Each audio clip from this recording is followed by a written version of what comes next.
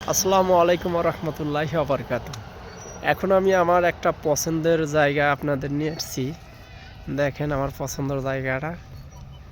তো জায়গাটার আগে বিষয়ে আপনাদের বলি, এই পুরো যে একটা পার্ক দেখতেছেন, পুরো পার্কটাই টায়ার দিয়ে তৈরি করা।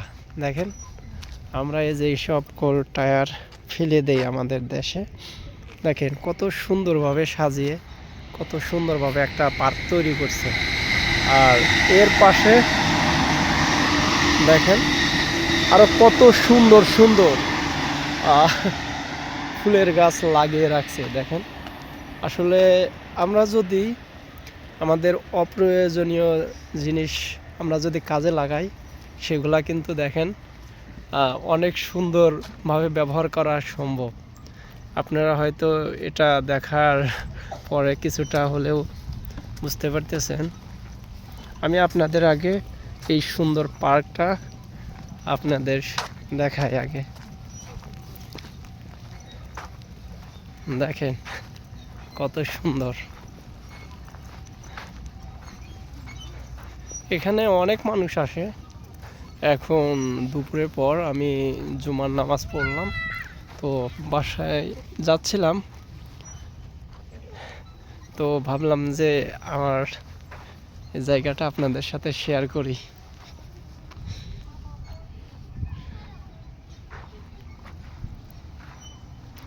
দেখেন এটা কি বানাইছে, একদম দৈত্য।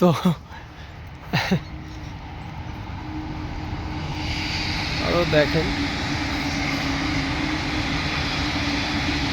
পুরো পার্কই দেখেন টায়ার দিয়ে তৈরি করা।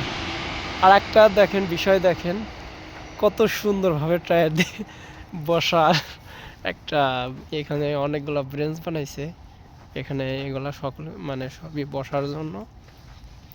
দেখেন কত সুন্দর।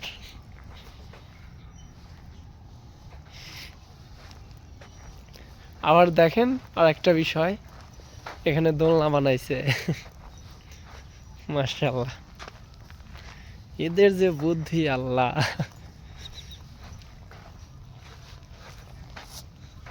দেখ পুরো পার্কই একদম টায়ার দিয়ে তৈরি করা। এখানে আবার টায়ার দিয়ে একটা গাড়ি পর্যন্ত বানাইছে। ওকাশি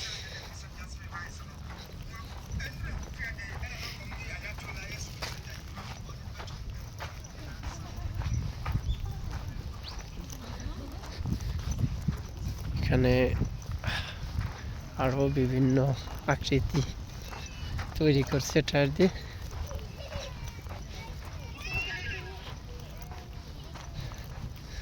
জাপানে প্রায় এরকমই, মানে অনেক টায়ার থাকে, মানে সরি, মানে এরকম অনেক পার্ক থাকে। এখানে একটু ডিফারেন্ট করার চেষ্টা করছে এই ফেলে দেওয়া এই টায়ার দিয়ে।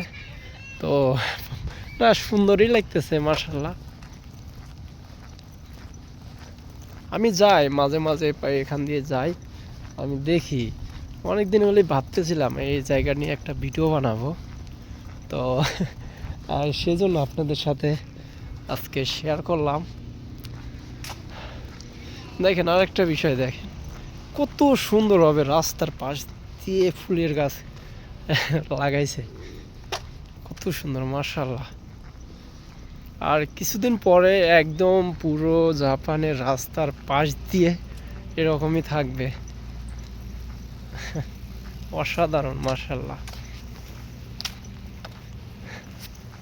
তো আমি এখন চলে যাব, আমার সাইকেল এই পাশেই রাখছিলাম।